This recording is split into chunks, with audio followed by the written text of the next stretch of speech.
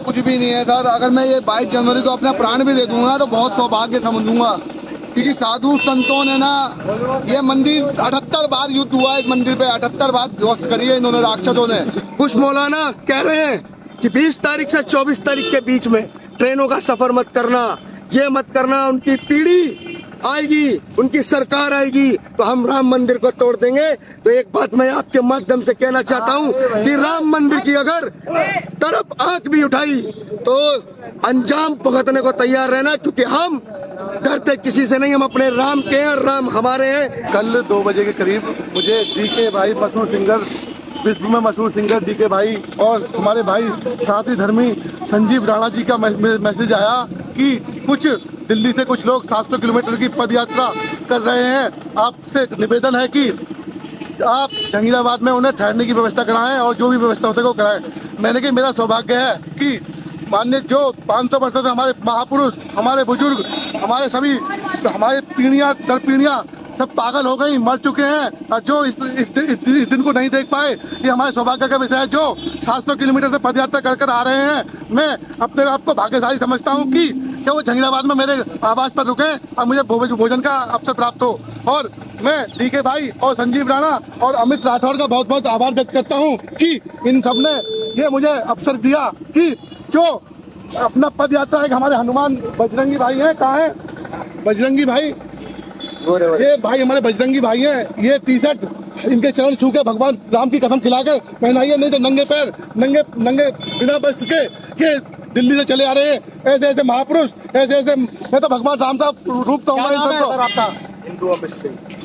जो हमारे मंदिर तोड़े गए, 60,000 मंदिर तोड़े गए हमारे, अभी तो एक ही मंदिर बना है सर, अभी 5,999 मंदिर और चाहिए अभी हमें। अभी तो अयोध्या एक झांकी है, काशी मथुरा अभी बाकी है भाई सर। ये तो साधारण, अभी तो आपने गोधरा कांड में देखा ना, कितने लाखों राम भक्तों को जिंदा जला दिया गया, राम भक्तों पे गोलियां चलाई गई। अरे हिंदू सोया हुआ था जब भी, और आज भी सोया हुआ, जागो। अरे सर, जैसे आप कलश यात्रा निकालते हो, जैसे आप हरिद्वार में कांवड़ यात्रा निकालते हो, उसे राम यात्रा निकालनी चाहिए आपको। सड़कों जाम हो जानी चाहिए 22 जनवरी को, और दिए से काम नहीं चलेगा, ज्वालामुखी फूटनी चाहिए 22 जनवरी को। ये मैंने स्वर्ग नहीं देखा, स्वर्ग मैंने नहीं देखा भाई साहब, मैंने स्वर्ग नहीं देखा, पर मुझे पता है 22 जनवरी को स्वर्ग से ज्यादा बड़ा नजारा होगा। क्योंकि जब कलयुग त्रेता में भगवान राम जब विराजमान हुए थे तो हनुमान जी ने राजा अभिषेक करा था, सारे देवी देवता प्रकट हुए थे, वहाँ शिव जी थे, भोले बाबा थी, माता रानी थे, सब देवी देवता है। तो आज तो 500 साल के बाद भगवान विराजमान हो रहे हैं, सारे देवी देवता अयोध्या पधारेंगे। साधारण भूमि नहीं है अयोध्या, अयोध्या राम की थी, अयोध्या भगवान राम की थी, लक्ष्मण की थी। और आज तुम इकट्ठा हो और यात्रा करो, और पूरा देश में दिए नहीं जलने चाहिए, ज्वालामुखी फूटनी चाहिए। आने वाला जो समय है ना, भारत अखंड भगवामय अखंड हिंदू राष्ट्र की ओर बढ़ रहा है। मैं सिर्फ एक बात कहना चाहता हूँ इस यात्रा के माध्यम से उन सभी राम भक्तों से और वर्तमान की सरकार और विपक्ष को, कि जिन्होंने राम मंदिर को केवल टेंट में बिठाकर एक राजनीतिक मुद्दा बनाया, 70 सालों तक हिंदुओं की जन भावनाओं के साथ राजनीतिक खिलवाड़ किया, राजनीतिक लिंचिंग की है इन्होंने, हमारे एक एक राम भक्तों की लिंचिंग की है, नरसंहार किया। लेकिन हमारे पूर्वजों का जो बलिदान था, हम लोगों ने संकल्पित संघर्ष के साथ आगे बढ़ाया। आज हम लोग पद यात्रा प्रभु श्री राम जी के दर्शन के लिए निकाल रहे हैं, क्योंकि 500 वर्षों के बाद हमारे प्रभु श्री राम घर आ रहे हैं। हमारे पूर्वजों ने राम मंदिरों को टूटते हुए देखा, आज हम वो सौभाग्यशाली पीढ़ी है जो प्रभु श्री राम का मंदिर बनते हुए देख रहे हैं। आज मैं आपके माध्यम से बात कहना चाहता हूँ, कुछ मौलाना कह रहे हैं कि 20 तारीख से 24 तारीख के बीच में ट्रेनों का सफर मत करना, ये मत करना, उनकी पीढ़ी आएगी, उनकी सरकार आएगी तो हम राम मंदिर को तोड़ देंगे। तो एक बात मैं आपके माध्यम से कहना चाहता हूँ कि राम मंदिर की अगर तरफ आंख भी उठाई तो अंजाम भुगतने को तैयार रहना, क्योंकि हम डरते किसी से नहीं, हम अपने राम के हैं, राम हमारे हैं। ये भारत की संस्कृति, भारत का बच्चा बच्चा और भारत का चप्पा चप्पा राममय है और राममय रहेगा।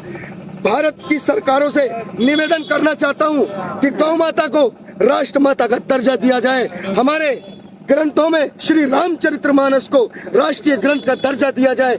मंदिरों के अंदर से ये वीआईपी कल्चर को बंद किया जाए। जिस समय मस्जिदों में देखा जाता है ना कोई वीआईपी कल्चर होता है वहाँ, ना ही किसी गुरुद्वारे के अंदर कोई वीआईपी कल्चर होता है, ना ही किसी चर्च के अंदर वीआईपी कल्चर होता है, लेकिन हमारे मंदिरों के अंदर भक्त और भगवान के बीच में कुछ तथाकथित स्वार्थी लोग ये वीआईपी कल्चरों को जो बढ़ावा दे रहे हैं, मैं इसका विरोध करता हूँ और समस्त भारत के लोगों से कहता हूँ कि ये वीआईपी कल्चर को बंद करना चाहिए। भक्त और भगवान के बीच में कोई कल्चर नहीं आना चाहिए, क्योंकि यही एक कल्चर है जो हम लोगों को दूरी पैदा कर रहा है, जातिवादी।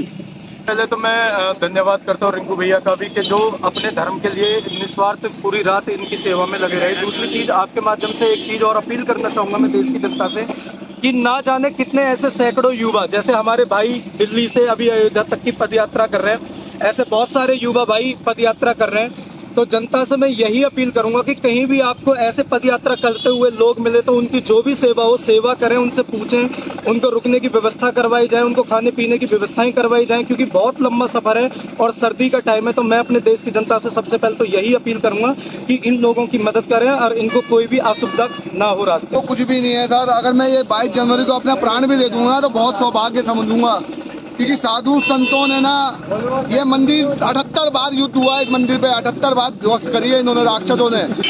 हमारे राम के नाम पे राजनीति की रोटियां सेकते रहे और यहाँ हिंदू मुस्लिम के दंगे कराते रहे और हमें जातियों में बांट करके उस विशेष धर्म को आगे बढ़ाने का काम किया। सेकुलर नाम दे दिया हमें और वक्त बोर्ड ला के खड़ा कर दिया और कह दिया, कहा गया कि अगर इस देश के ऊपर किसी का प्रथम राज है तो वो मुस्लिम धर्म का है। उन लोगों को मैं कहना चाहता हूँ, आज यहाँ सनातन ऐसे सनातन के शेर खड़े हैं।